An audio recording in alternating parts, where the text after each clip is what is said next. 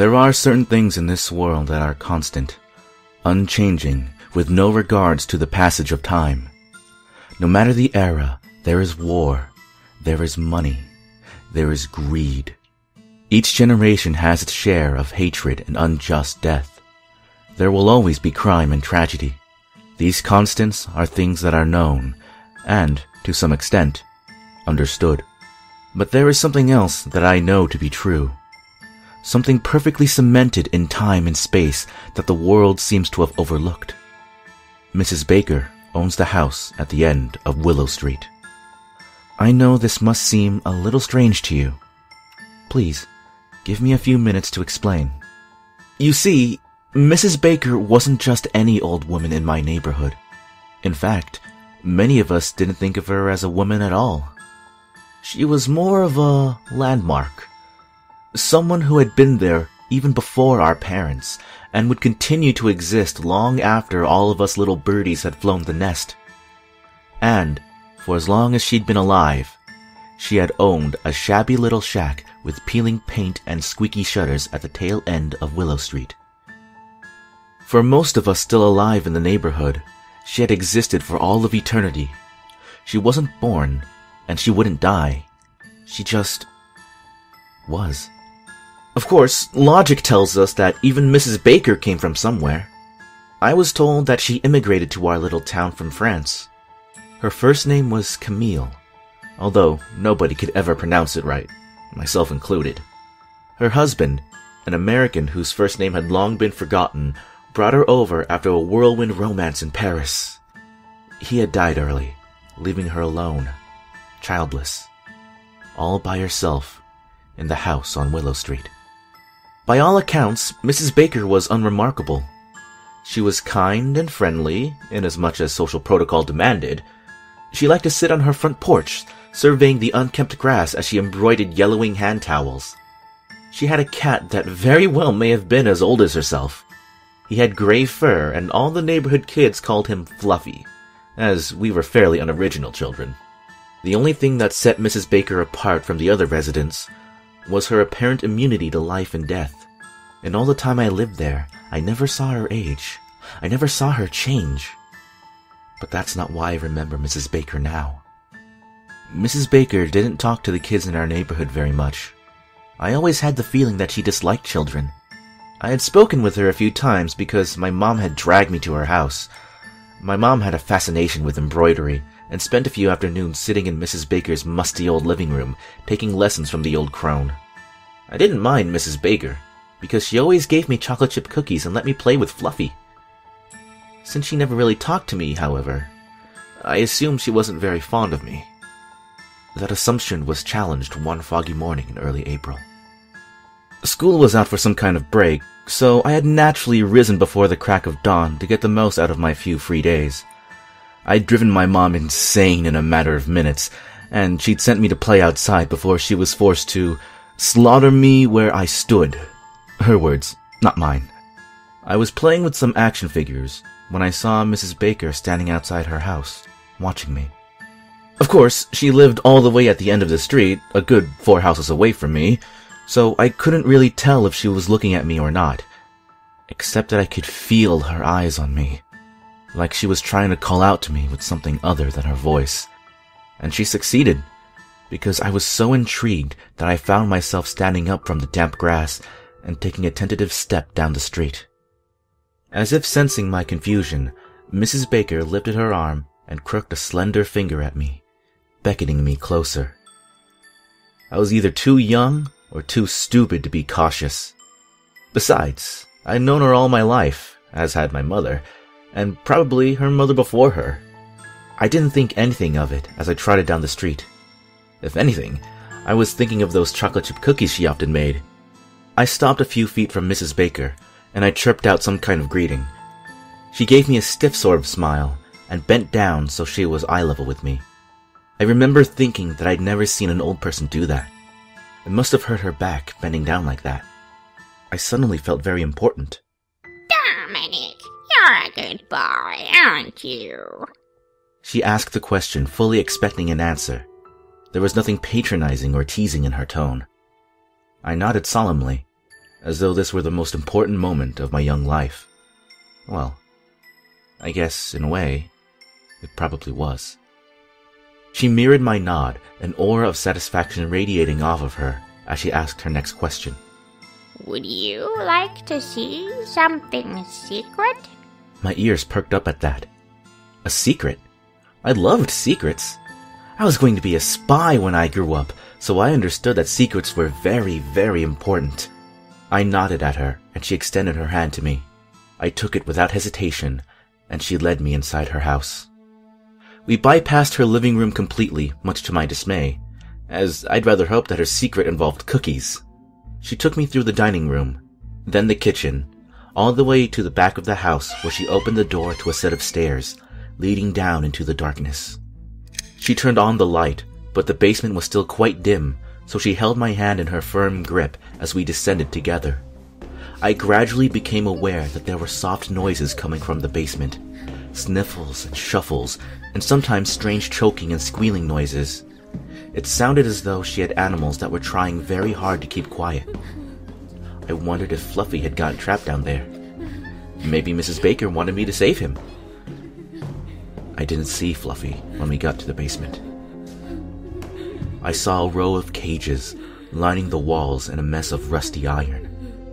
It was hard to see, but there were animals crouched in them, sniffing and pawing at the dirty floor beneath them. What is it?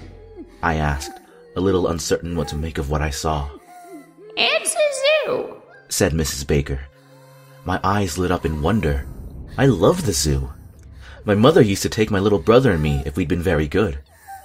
I realized why it was a secret now. Having a zoo in your basement was a genius idea, although she wouldn't have been able to keep very big animals. I was a little disappointed at that, because giraffes were my favorite. Still, I was very excited to see her zoo. She must have been able to sense my anticipation, because she let go of my hand and gestured forward. Go on. I didn't need a second invitation. I practically skipped forward, starting with the cage closest to me. Because the light was so dim, I had to bend down and press my face up against the bars to make out what was inside. My little heart froze in my chest when I finally saw what was in the cage. It was a little girl, a few years younger than me. She couldn't have been more than 5. She was crouched down, her hands trembling, and I could see that something was dripping from her fingers. I thought about trying to speak to her, but then I saw her lips. They had been sewn shut. I gasped and stumbled backwards, right into Mrs. Baker's arms. All too late, I began to feel that something was very, very wrong. I looked back at Mrs. Baker, white-faced and shaking. I couldn't make out her face in the dark basement, and for that I was almost glad. What is she doing in there? I demanded, trying to sound like I wasn't scared. I failed miserably. She was bad. Bad? Mrs. Baker nodded, but didn't give any more explanation. She simply stated, This is a zoo for bad people.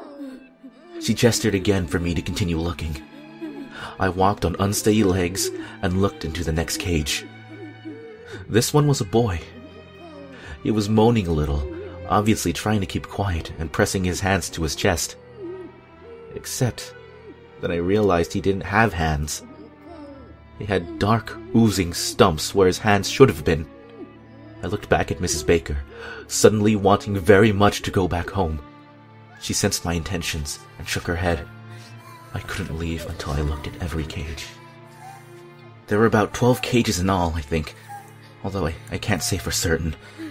My memory gets a little fuzzy at this point. I know I saw many children, scared and sick and frightened, but they all begin to blend together in my mind. Rather than seeing a whole person, I see bits and pieces. I see missing fingers, eyes sewn shut, teeth wrenched out. Everything is a massive mutilation.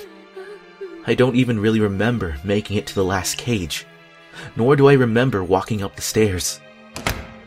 The next image in my mind is of Mrs. Baker's living room, sitting in her overstuffed armchair, drinking a cup of tea and eating some warm cookies just out of the oven. Do you know why I have a zoo for bad people, Dominic? Mrs. Baker's voice is so clear to me, even all these years later. I shook my head, feeling numb and confused inside. Bad people don't deserve to live in this world, she answered, her voice taking on a strength, a conviction that I had never possessed before. They need to be locked up, for everyone's sake. Do you understand? I nodded. I didn't know what else to do. She seemed satisfied with that. Once I'd finished my cookies, she patted me on the head and led me to the front door. I had just stepped out of that suffocating house, the skies cleared of fog and the sun beginning to warm the tips of the grass, when I felt her bony hand squeezing into my shoulder again. My heart skipped a beat. I turned back to look at her. In all my life, no matter how many times I am reincarnated, I am sure I will never forget that look of pure menace on her face as she said, "Good boys don't tell secrets. You're still a good boy, aren't you, Dominic?" My head bobbed violently. Her grip loosened just a little, and I bounded away, racing on lithe feet back to the comfort of my own home. I never told anybody what I saw in Mrs. Baker's house. Now that I am older, I often ask myself why I didn't tell my mother.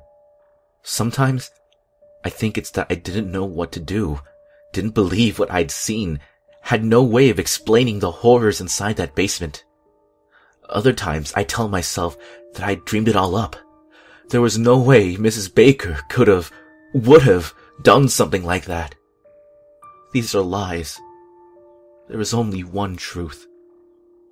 I was too scared of Mrs. Baker finding out that I was a bad boy. I was afraid of the zoo. All of these years, I remained silent, choosing to forget the one dark moment of my childhood. I thought it would be enough until my mother called me yesterday and told me Mrs. Baker just passed away. Everything seemed to freeze in time as the memory of that day rushed upon me full force. I waited for my mother to tell me they'd found the secret waiting in the basement, but she didn't. Instead, she said, she didn't have much money left, but it's the funniest thing. She left it all to you in her will. Do you have any idea why? No, I didn't. But that didn't stop my stomach from rolling and heaving its contents all over my kitchen floor. To this day, I don't know what Mrs. Baker saw in me, or why she called out to me, told me her secret. I don't know why she gave me the money. Worst of all, I don't know what happened to those children, where she hid their bodies, or if any of them survived. There was one more constant now in my life. Every night, until I die, I will dream of the house at the end of Willow Street and its zoo for bad people. Only this time, I'll dream it from inside the cages.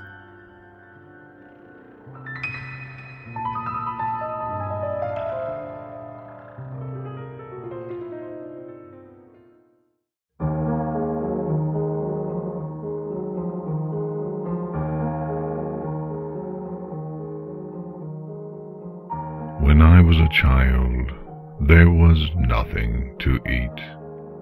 I was the eldest of 5, and so it was my job to make sure that I always let my brothers and sisters eat before me. War was inching inward from the coast, and as it marched closer, our food grew scarcer. Animals fled the area, or were slaughtered and consumed in panic by the other families in our village.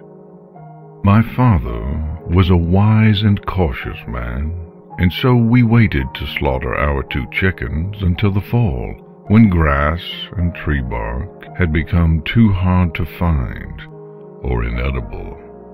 The other families knew we had chickens, and Father stayed up all night every night to watch over them. He had to kill at least one boy from a neighboring town who had gone mad with hunger and tried to burn down our small home with a burning branch. When the chickens were naught but bones, and the bones had grown brittle and porous from mother's many soups, my parents sent my 2 eldest siblings and I out to collect bugs and field mice for supper. We were hungry, but not quite starving, until one morning we woke to the first frost, and there was nothing alive to eat. My parents began to discuss the inevitable. Perhaps my father should go to the coast and sell his father's pocket watch to one of the drunken but well-paid soldiers. It was the only thing we had of value and the only family heirloom my father had to pass down to me. I didn't want him to go. I was afraid war would arrive while he was gone, and I was too young and too weak to protect my mother and younger siblings. I begged him to stay, but he insisted it would be all right and promised to be back within 2 weeks. I was so afraid, and when he and Mother were outside preparing his satchel, I smashed the pocket watch under my foot and placed it back in my father's half-rotted desk. My mother cried for days. Father did his best to comfort her as I watched them peel the leather from my father's boots and boil the hide for dinner. The next night, Mother found a dead rat and boiled away the disease with the new fallen snow from outside. And the evening after that, she filled our bellies with rat bones and more melted snow. My little brother Albert kept everyone awake that night, crying over his hunger. He begged for all the things we'd eaten when we'd had a garden and animals: beef stew, white rolls, succulent corn, and spiced lamb. He made all of our stomachs moan and torture us, and I soon screamed at him to be quiet, while my mother sobbed from her room. Father stroked Albert's hair for hours, and then went back into his and Mother's bedroom, shutting the door behind him. Albert moaned until the thin light of dawn peeked through our threadbare curtains.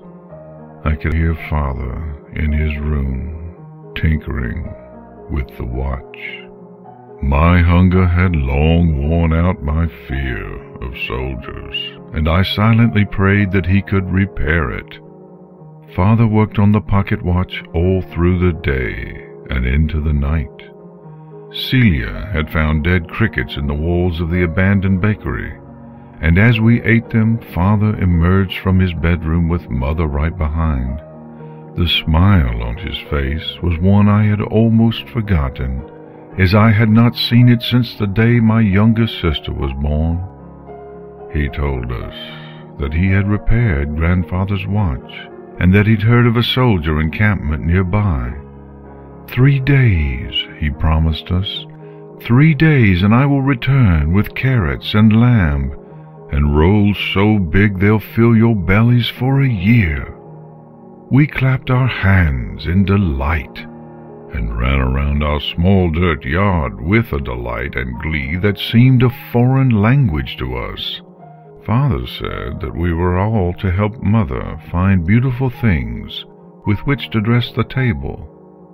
The next morning, he gave us all a piece of rubber from the sole of Mother's shoes to chew on, and sent us out on our mission after kissing us goodbye and promising to be back before we'd remembered that he had left. We had such fun that day, gathering horseshoes and shards of broken glass. We threaded bits of twine through the horseshoes to hang above the table, and tied the glass to the ends, hoping they would shimmer in the lamplight. We returned home as the sun set, happy with our day's work, and eager to return to it tomorrow. We weren't yet in sight of home when I first smelled it. Onions, chicken broth, spiced lamb, even sweets. I ran as fast as I could, dropping our table dressing carelessly along the way, in my maddening pursuit for food. I burst through the door to find Mother at the stove, preparing our meal in a quiet reverence. I threw my arms around her and asked if Father was home already. "Yes, my love. He had chanced to meet a wealthy mercenary on the road, who was only too happy to buy your grandfather's watch." I hugged her even tighter and sat down at the table as my brothers and sisters came spilling through the doorway. They found their places quickly, hungry, expectant looks upon their faces. Father came out of the bedroom and took his seat at the end of the table as Mother brought over a steaming platter of spiced boiled lamb. She nodded at us, and we filled our hands with the rich meat, hardly bothering with our plates. After dinner, we were sent to bed with full tummies, barely a word having been said by anyone since our dinner had been set to table. We ate our fill the next night, and then the next, and the next. But as our food stock started to dwindle, so did Mother's health. Each day bled more out of her until we were left fighting over scraps of raw meat, while our mother lay weak and wilting nearby. The first night I went again without food was the night that the hazy, happy ether began to lift, and my memories of the past days became confusing. I recalled that the spiced lamb I'd consumed with such ferocity had actually been sickly sweet, and the accompaniments I had first smelled from afar had never been brought to table. I couldn't remember Mother eating anything in all the days since Father had returned. Instead, she'd sat quietly next to us at the table, staring at the pile of gray meat we consumed with such fervor. And Father, I couldn't recall hearing his voice since the morning he had left for the soldier encampment. His chair had sat empty night after night, and as the peripherals of my memory formed shape, I couldn't be entirely sure he'd ever been there at all, at least not since the morning he had cut pieces of rubber from Mother's shoes at the table. Frightened and starved, I didn't find sleep until the darkest hours of the night. The following morning, when Mother emerged from her room, I asked where Father had gone. She told me he'd left to become a soldier and sent us out to peel bark off the bushes in the forest. Father never returned. Perhaps the reason I didn't realize what happened back then was because it was too awful to consider, and I was so very hungry. But Mother died a few days ago, and in death she thrust the truth upon me. From her stock of meager possessions I was bequeathed a small box that contained nothing more than a shiny, broken pocket watch. Perhaps she wanted me to remember it all, the only hope of our survival that I had smashed under my heel, my father's last loving hug before he sent us to collect dressings for the feast, the overly seasoned gray meat, and the rancid smell that had begun wafting out from under Mother's door, becoming more pungent each day. My father sacrificed more for his family than most ever would. I used to lament that I had nothing to remember him by, no family heirloom to pass down to my own children. But now I have his pocket watch, a thing I cannot give to my children. Not because the glass is shattered, not because the gears are cracked. I cannot part with the watch because it is a curse that I must bear. For the shiny, contorted metal has never lost the sickening smell of that sweet, silvery meat.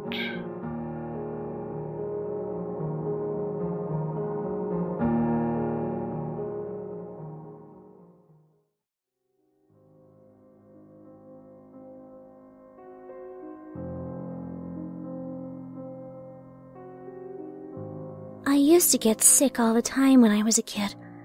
Nothing major, just your usual stuff. Little fevers, stomach aches, that kind of thing. But my mama couldn't bear to see me so miserable. So whenever I was sick, she would tell me my favorite story. This story.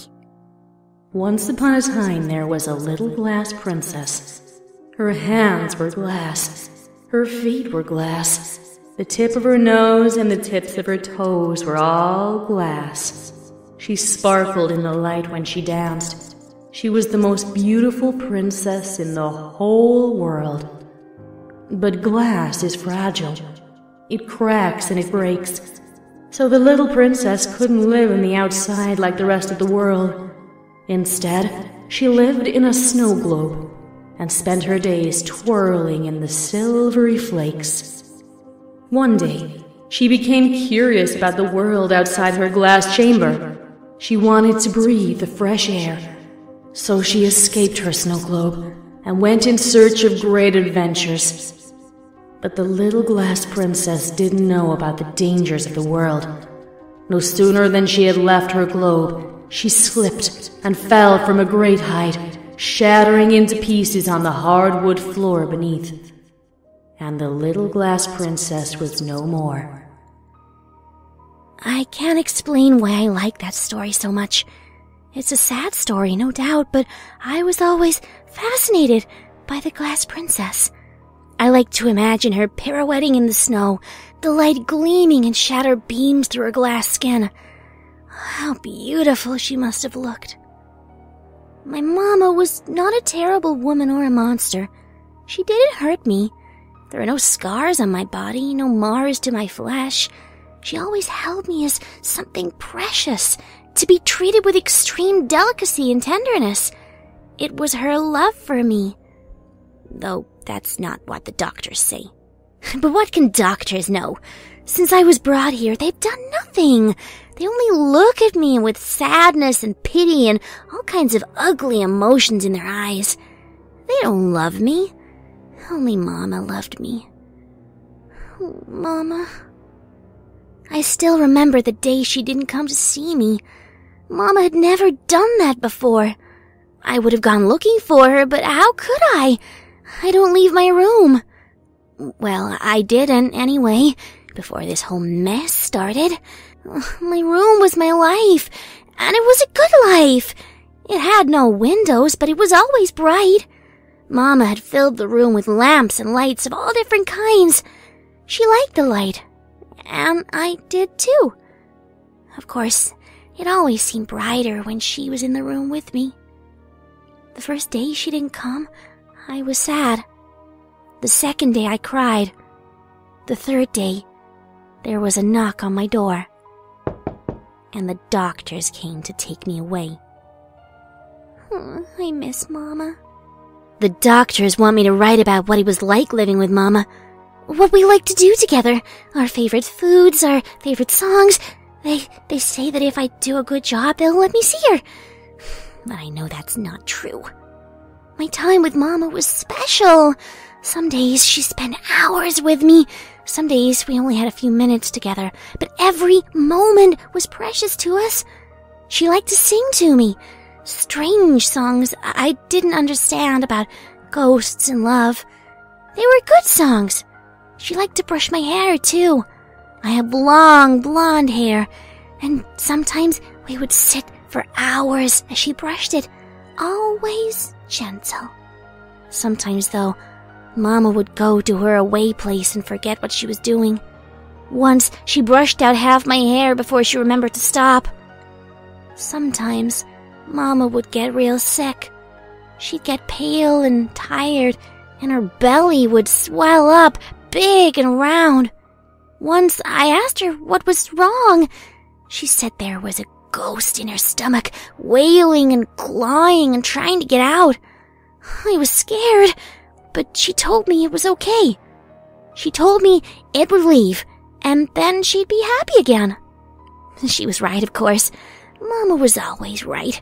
One day she'd come back and the swelling would be all gone. She'd be happy then and say that the ghost had run away. To celebrate, she'd make all my favorite foods. We'd have spaghetti and meatballs and hamburgers and lasagna. Mama was the best cook around. I wonder if Mama can still cook in heaven. They think I don't hear them, but I do. The night they brought me in, they told me Mama would be coming to see me in a few days. But after they thought I was asleep, the nurses started whispering. They said things like smell and hanging and tongue and dead. Mama isn't coming to see me. Sometimes I pretend to be asleep when the doctors come in. They say things like sick and unstable and sad. Joke's on them, because I already know I'm sick. Before Mama let them take me away, I started getting sick. Sometimes I can't stop from shaking. I get bad headaches and soreness all over my body. Sometimes my arms are so stiff, they're hard to bend. It made Mama sad and scared. Maybe that's why Mama left. Yesterday, the doctors asked about my brothers and sisters. I don't have any, I said. They told me Mama had other children, but they couldn't find them. I told them they were wrong. I'm Mama's only little girl. That made them scared. They used the word pregnant a lot, but I don't know what that means. Thinking of Mama having other children made me jealous. Mama's mine! I wish she'd come back for me. I'm getting sicker. I wish Mama was here to tell me my story. I asked the doctors to tell the story of the glass princess, but they said they don't know it. Well, they couldn't tell it half as well as Mama anyway. It's hard to write this now. The way my hands shake. The doctors told me that I'm not getting better. They used the word comfortable a lot. They want me to be comfortable. Last night I heard them talking again. I stayed very still, so they didn't know I was awake, listening. They said flesh and eat and kuru. I wonder what that means. They say I'll see Mama soon. I think I will too. Maybe then she can tell me the story. I just want to be Mama's glass princess again.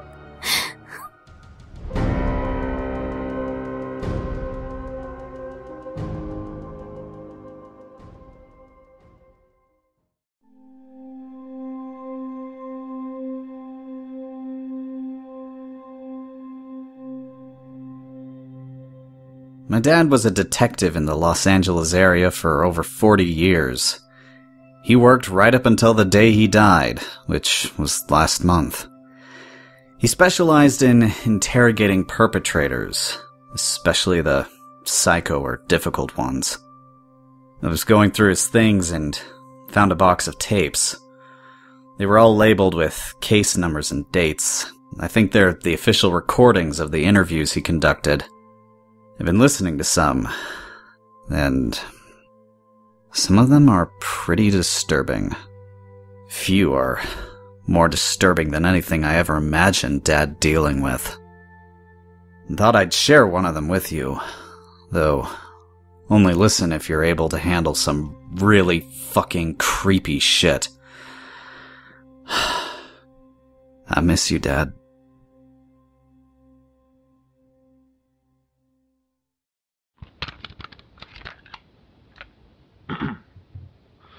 Oh, excuse me. Good morning, Miss Davis. Oh, is it morning? Yes, ma'am. It's exactly 7:45 a.m. Oh, yes, of course. Would you like to tell me about what happened? I can try. Are you recording? Yes, ma'am. We have to record these interviews. Oh, my.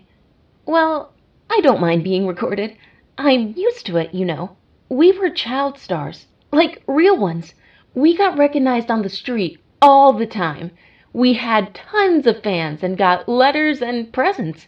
I still have a big white bear one of my fans sent me. I started acting in films when I was 6. My sister was only 4. I guess you could say our parents were show parents. Looking back, I think they were trying to live through us. They never got to be the stars, so we were like their little substitutes. I don't have too many memories of that time in my life. I was very young, after all. But I do remember spending hours in hair and makeup. I was pretty well behaved as a child, I think. I tolerated the fake eyelashes and outfits. My little sister, Missy, was less well behaved. She was always crying and squirming around, but once that camera turned on, we were both perfect. I don't act anymore. As you probably know, most child stars don't have film careers as adults. Once we stopped being cute, the industry didn't want us anymore. For me, it was the age of 18. No one was interested in my talent after that. I can't lie, I was pretty sad. I loved being pampered and treated like a supermodel. Missy, on the other hand, hated the spotlight. She was so happy when we stopped acting. Anyway, I live with Missy in our childhood home. Our parents died when we were 22. They left us quite a bit of money, so I don't work. Missy is in school for social work. She's always been such a sweet soul. She's going to help so many people with her degree. I'm getting off topic. I now have a little girl of my own. She's 4.5. Her name is Lizzie. She is so stunningly beautiful. I really want to get her involved in acting. But Missy doesn't think it's a good idea. She reminds me how difficult our childhoods were. But I think it was good for us. It taught us how to be outgoing and patient. Lizzie is a bit of a handful. She cries a lot and whines. Missy says it's normal, but I think she needs a little structure in her life. And the life of a child star is definitely structured. You wake up, get ready for the shoot, spend all day on camera, and then finally go back to sleep. Missy and I barely had time for ourselves, and hardly ever went to school. Missy wanted to go, but our parents were very strict about our filming schedules. Wow, I am such a space case. I totally forgot your question. Don't worry, ma'am. I asked about what happened last night. Oh, yeah, sorry. I've always been so forgetful. Anyway, last night, Lizzie and I were watching some of Missy and my old movies. I told Lizzie all about how her aunt and I were child stars, and she seemed really interested in seeing the videos. I mean, what little girl doesn't want to be famous? I decided to show her our most popular film, which was the first one we've ever made. I think it was so popular because we were brand new on the scene, and people were amazed by our talents. Are you saying you showed your daughter your movies? Of course! Doesn't every star show their children their movies? Anyway, Lizzie and I were watching, and she giggled the whole time. The film was pretty simple, so she could understand what was happening. It was an easy shoot. It was just us girls in the bathtub. We played with the bubbles and laughed a lot. Then we got out of the tub, and our dad dried us off. It's called Sissy and Missy Have Bath Time. Once the video ended, Lizzie wanted more, so I played her a few more. She liked the ones with us alone the best, although I showed her some of the films we made with co-stars. She didn't like those as much. It was probably because Missy had a few crying scenes in those. We watched Sissy and Missy Get in Trouble, and Sissy and Missy Play Dress Up, and a few others. So then, Missy walks in on us watching the movie with Mr. Friendly. Mr. Friendly? Oh, yeah. Mr. Friendly is one of Dad's friends. He was very nice to us. After the shoot, we got lots of candy and stayed up all night. I guess Missy didn't like him very much, because she ran into the room while we were watching and started screaming. She said, "What the fuck are you doing?" I told her the truth. I swear I did. I said, Lizzie wanted to see our movies. Missy looked furious. She kept yelling, "I thought you said you destroyed those tapes." We thought those films were destroyed as well, after the trial. They got rid of the tapes they found, but Mom and Dad had a whole stack of duplicates under the floorboards. I kept them because I hated to think of my childhood acting career being destroyed. Okay, ma'am. So what happened next? Well, Missy kept screaming at me. She yelled and threw things. She threatened to take away Lizzie. She said I wasn't a good mom. She said I was just like our mother, which is ridiculous. I couldn't believe she said those things. I am a great mom. I just want my daughter to feel like a star too. So, I turned her upside down. What does it mean to turn someone upside down? Oh, silly me. I forgot that not everyone knows that term. It's an acting term. When an actress isn't performing right, our parents would turn her upside down. We had lots of sisters who became upside down. They still live with us. It's just now they live in the garden. How do you turn someone upside down? You stab them. I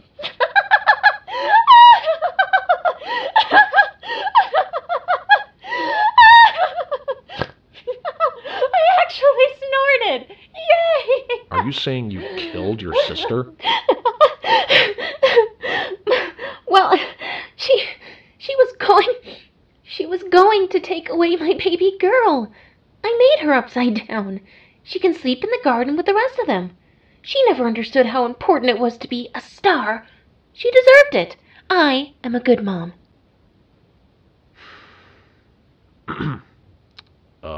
Is there anything else you'd like to tell me? You know, you look a lot like Mr. Friendly. You're handsome. I bet you'd make a good actor. Have you thought about acting? No, ma'am. Well, you should think about it. My daughter is getting into acting, you know. You two could make a great movie. That's where it ends. You see what I'm saying about it being disturbing. Thank God my dad was a good man.